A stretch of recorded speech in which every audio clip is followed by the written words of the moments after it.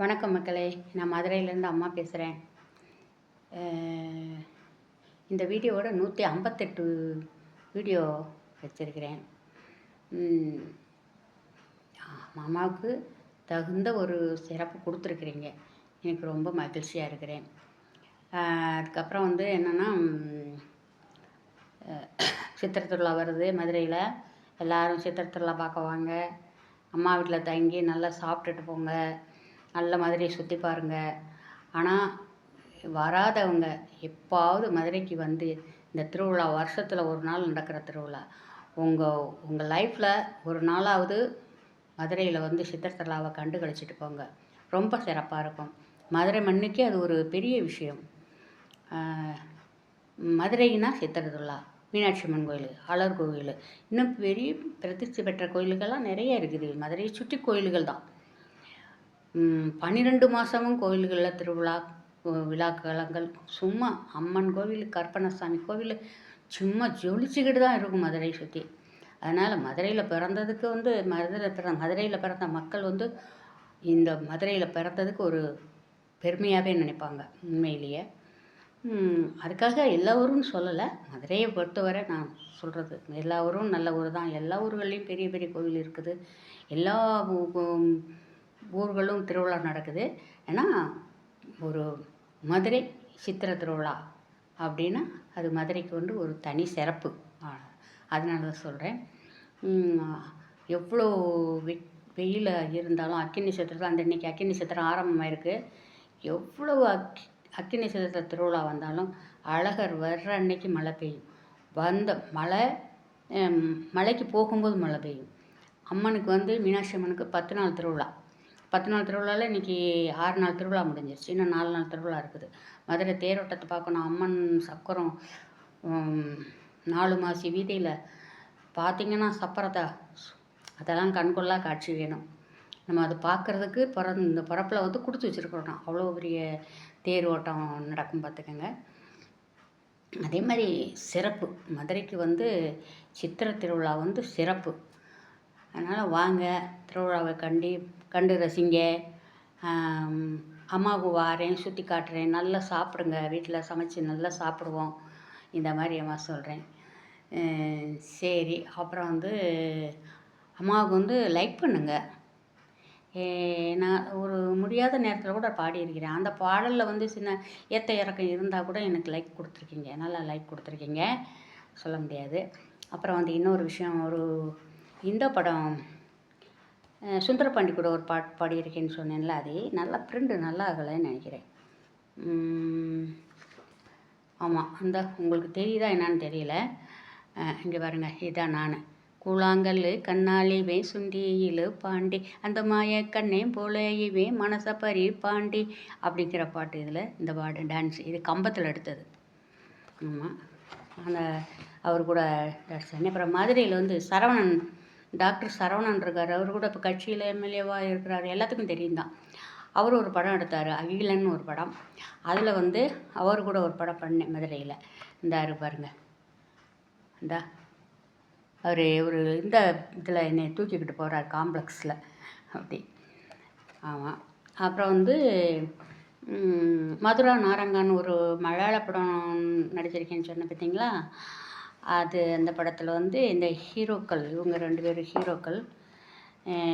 அதில் இந்த நடிச்சிருக்கேன் பாருங்கள். இது அது கஞ்சா கருப்பு அதில் என் கூட வருவார். ஆமாம், அந்த கஞ்சா கருப்பு நானும் அந்த மதுரா நாரங்கா படத்தில் தான் இது நடித்தது பார்த்துக்கோங்க. அப்புறம் அதுலேயே தான் ஒரு இது பாம்பு வெடிக்கிறவங்க வச்சு அந்த ஒரு சீன் எடுத்தாங்க. அதில் இருக்கிறேன் பாருங்கள் கூட. இப்படி படம் பண்ணியிருக்கிறேன். அதான் சொல்கிறேன், நல்ல ஒரு 5-6 படம்னாலும் கொஞ்சம் சொல்லிக்கிற மாதிரி நடிச்சிருக்கிறேன். அப்புறம் படம்லாம் நிறைய வந்துச்சு. எனக்கு படத்தை அதான் சொல்லியிருக்கேனே, அது சாப்பாடு ஒத்து வராது, தண்ணி ஒத்து வராது.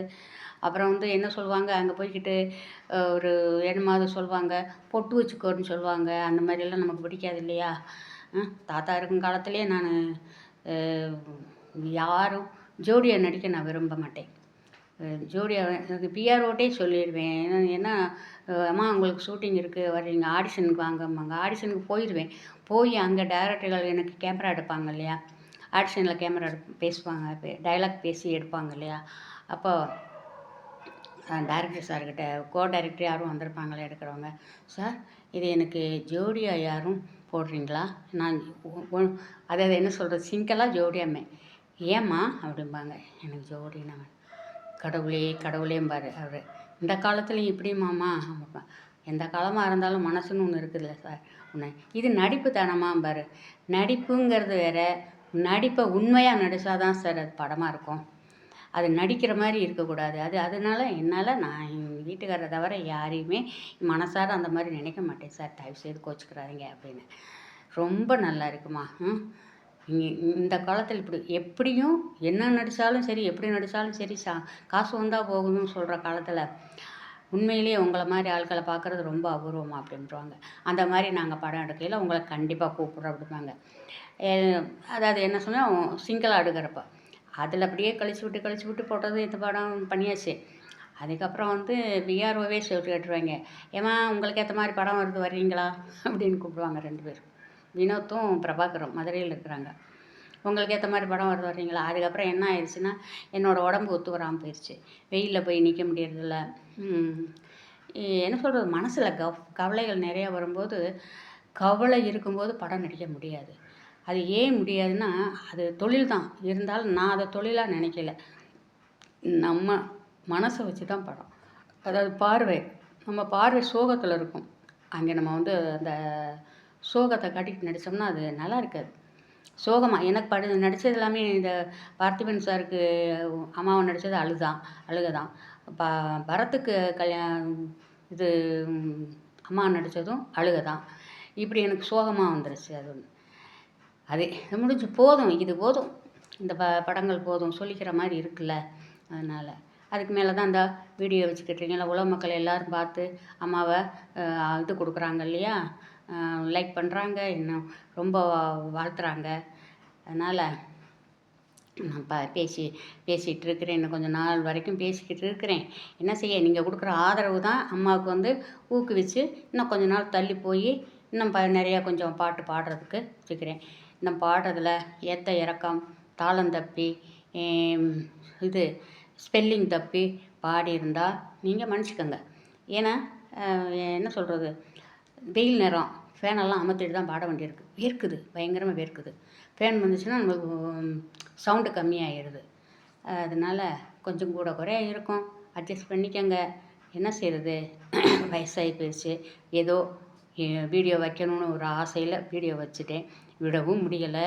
தொடர்ந்து பண்ணும்போது கொஞ்சம் இதாக இருக்குது, அவ்வளோதான், வேற ஒன்றும் கிடையாது. கொஞ்சம் நாள் ஆகுது. அதோட இடங்கள் வந்து நமக்கு வந்து அந்த 10க்கு 8 அந்த ரூம்குள்ளே தான் பண்ண வேண்டியிருக்கு. 4 நாள் 8 வீடு ஒரு லைனு, எய்த்தாப்பில் இப்போ எல்லா மகளும் நைட்டில் தான், எல்லா மகளும் தூங்குனதுக்கப்புறம் இல்லைன்னா அந்த அவங்க சவுண்டு எல்லா வீடுகளையும் ரேடியோ போடுவாங்க, டிவி போடுவாங்க, குழந்தைகள் கத்தும், அவங்களுக்குள்ளே பேசுவாங்க. இதெல்லாம் மீறி பின்னால் ஒரு சந்தில் நாய் குலைக்கும். இதுக்கெல்லாம் இடையில் நானும் பாடி நாயும் குலைச்சா எதை கேட்பாங்க. சொல்கிறது உண்மையை சொல்கிறேன்.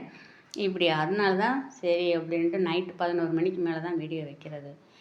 இப்படியே ஓடிட்டுருக்குது. எல்லாத்துக்கும் நீங்கள் தான் எனக்கு லைக் கொடுக்கணும், சப்ஸ்கிரைப் பண்ணணும்.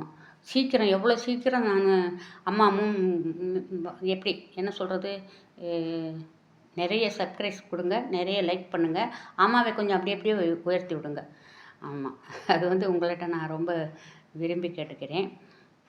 அவ்வளோதான். அந்த படம் நடித்தது எல்லாம் காமிச்சிட்டேன்ல, அவ்வளோதான். இனி வந்து என்ன இருக்குது, நான் அம்மா உங்ககிட்ட பேசிக்கிட்டு காலத்தை ஓட்டிக்கிட்டு பாடிக்கிட்டு ஆடிக்கிட்டு போக வேண்டியதுதான். பாடத்தான் முடியும், ஆடலாம் முடியாது. அது கூழாங்கல்லுக்கண்ணால் அவர் வந்து எதுக்கு சும்மா ஷூட்டிங் பார்க்க போகல. ஏன்னா இவர் சசிகுமார் தம்பி, சசிகுமாரோடைய அம்மா எனக்கு வந்து ரொம்ப ஃப்ரெண்டு. அவங்க திருமுகூர், ஒத்தக்கடை பக்கத்தில் திருமுகூர் போகிற வழி. அப்போ நான் சுந்தரபாண்டி அந்த இது பண்ணிட்டு வரும்போது அங்கே தெரிஞ்சிச்சு எனக்கு. அவங்க அப்பா அந்த நேரம் தான் சசிகுமாரோடைய அப்பா இறந்து போயிட்டார்.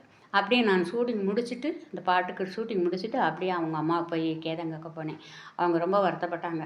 இந்த படம் நடிச்சுக்கிட்டு இருக்கையில தான் அந்த இது சீன் ஓடிக்கிட்டு இருக்கையில தான் அவங்க அப்போலோ ஆஸ்பத்திரியில் வச்சுருந்தோம். மதுரையில் ஒரு அப்போலோ ஆஸ்பத்திரி இருக்குது, அங்கே வச்சுருந்தோம். சசியை கூப்பிட்டதுக்கு சசி வந்து அப்போ நீ ஷூட்டிங் போப்பா, ஒன்றும் ஆகாதுன்னு அப்போ அவங்க அப்பா சொல்லிட்டாராம். சரின்னு போயிருக்குது. அதுக்கப்புறம் இதாகினதுக்கப்புறம் வந்து அந்த எல்லோரும் அவங்கள வந்து முடி ஆம்பளை பிள்ளைங்கள்லாம் மொட்டை எடுப்பாங்க.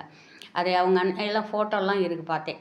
அவங்க அப்பா எப்படி இருப்பார், கம்பீரமாக இன்னைக்கு மன்னர் இவர் சிவகங்கை மன்னர் மாதிரி இருப்பார் சசி அப்பா. நம்ம ஃபோட்டோவில் அப்படி இருப்பார். நல்லா மீசை எதில் வச்சு நல்லா கம்பீரமாக. அவங்க அம்மா எல்லாத்தையும் கடிச்சு பிளாக் அண்ட் ஒயிட் படமும் இருந்துச்சு, கலர் ஃபோட்டோவும் இருந்துச்சு. அவங்க சசி ஒய்ஃபு பிள்ளைகள்லாம் அங்கே வேலம்மாள்ங்கிற ஸ்கூல் இருக்குது அங்கே மதுரையில், அங்கே தான் படிக்க வச்சுக்கிட்டுங்க. அப்போ அவள் சுந்தரபாண்டி எடுத்த புதுசில். இப்போ எல்லோரும் சென்னைக்கு போயிட்டாங்கன்னு நினைக்கிறேன். அப்புறம் கொஞ்ச நாள் கழித்து அவங்க அம்மா தவறிட்டாங்க. அவங்க அம்மா தவறி இருக்கும்போது எனக்கு முடியலை, நான் அவங்கள போய் பார்க்குறதுக்கு முடியலை. அவங்க அப்பா தவறி இருக்கிறத கேட்டதோடு அவங்க அம்மாக்கிட்ட பேசிக்கிட்டு வந்ததோடு சரி. அதுக்கப்புறம் நான் போக முடியல. அவங்க தவறிட்டாங்கன்னு கேள்வி. என் மகன் அங்கே தான் இருக்குது மேலூரில். அப்படியே அவ்வளோ நல்லா ஆர்ப்பாட்டமாக நல்லா அம்மாவை சிங்காரிச்சு அழகாக பெரிய தேர் கட்டியெல்லாம் தூக்கிட்டு போனாங்கம்மா அப்படின்னு சொல்லிச்சு என் பொண்ணு சொல்லிச்சு. நான் போய் பார்க்க கொடுத்து வைக்கலை. அவ்வளோதான். என்ன ஏதோ பேசணும்னு நினச்சி வீடியோ வச்சேன், மறந்துட்டேன். முக்கியமானதை பேச மறந்துட்டேன். அடுத்த வீடியோவில் இது பண்ணுறேன். இப்போதைக்கு நான் முடிச்சுக்கிறேன். உங்கள் ஆதரவு முக்கியம், எனக்கு வேணும் வேணும் வேணும். சப்ஸ்கிரைப் பண்ணுங்கள், லைக் பண்ணுங்கள், ஷேர் பண்ணுங்கள். ரொம்ப பேர் ஷேர் பண்ணுங்கள், பண்ணவே மாட்டேங்கிறீங்க. அம்மாவுக்கு ஷேர் பண்ணுங்கள். நீங்கள் பார்த்தா தான் அடுத்தவங்கக்கிட்ட உங்கள் ஃப்ரெண்டுக்கிட்ட சொல்லுங்கள். நான் பார்க்குறேன் எல்லாருமே 12 வயசுலேருந்து 50 வயசுக்குள்ளவங்க தான் பார்க்குறாங்க, நல்லா ரசிக்கிறாங்க. அதாவது என்ன, இது இந்தியாவில் நிறைய ரசிக்கிறாங்க, இது மலேசியாவில் கூட ரசிக்கிறாங்க. நான் இதில் பார்க்குறேன், நல்லா இருக்குது. இலங்கை ஸ்ரீலங்காவில் கூட ரசிக்கிறாங்கப்பா. எனக்கு அவ்வளோ பாருங்களேன், எனக்கு ஃபேன் அவ்வளோலாம் ஸ்ரீலங்காவிலலாம் ஃபேன் இருக்குது. என் பாட்டை ரசிக்கிறாங்கங்கிறது எனக்கு ரொம்ப பெருமையாக இருக்குது. ரொம்ப ரொம்ப சந்தோஷமாக இருக்கிறேன். மக்களே, இன்னும் நீங்கள் எனக்கு அம்மாவுக்கு கொஞ்சம் கூடுதலாக ஆறுதல் கொடுங்க, லைக் பண்ணுங்கள். நான் அம்மா இதோட முடிச்சுக்கிறேன். அடுத்து நான் வரிசையாக பாடிக்கிட்டே வரேன். கமெண்ட்ஸில் சொல்லுங்கள் என்ன பாடணும், என்ன பாட்டு பாடணும்னு சொல்லுங்கள், நான் பாடுறேன். அதில் சின்ன சின்ன பிழை இருந்தாலும் நீங்கள் அது என்ன வயசாகிடுச்சு கிளவி தானே, கொஞ்சம் முன்ன பின்ன இருக்கும், பார்த்து ரசிச்சுக்கங்க. சரி, இத்துடன் முடிக்கவா மக்களே? வணக்கம்.